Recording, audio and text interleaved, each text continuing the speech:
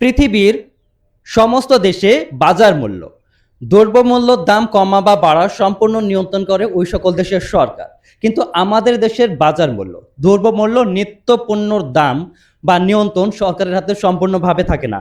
আমাদের দেশের বাজার মূল্য অনেকাংশে নিয়ন্ত্রণ করে বাংলাদেশের ব্যবসায়ী সিন্ডিকেট। মাত্র কয়েক সপ্তাহের ব্যবধানে চাল ডালের দাম বৃদ্ধি পেয়েছে, কিন্তু আশানুরূপভাবে কমেনি সবজি বাজারের দাম। মাত্র ১ থেকে ২ সপ্তাহ ব্যবধানে মসুর ডাল কেজিতে, দেশি মসুর ডাল কেজিতে বেড়েছে ২০ টাকা এবং নতুন চাল বাজারে আসার আগেই পুরনো চালের প্রতি কেজি ৩ থেকে ৫ টাকা হারে বৃদ্ধি পেয়েছে। সামান্য গ্যাসের কথা চিন্তা করে দেখুন। বাংলাদেশে কিন্তু পর্যাপ্ত পরিমাণ গ্যাস রয়েছে। তারপরেও কৃত্রিম সংকট তৈরি করে এখন প্রতিটি সিলিন্ডার বিক্রি করা হচ্ছে। প্রতিটি গ্যাসের সিলিন্ডার বিক্রি করা হচ্ছে ১৮০০ থেকে ২২০০ টাকা পর্যন্ত। যার সর্বোচ্চ মূল্য হওয়ার দরকার ছিল ১২ থেকে ১৩০০ টাকা, অথচ বিক্রি করা হচ্ছে ১৮০০ থেকে ২২০০ টাকা।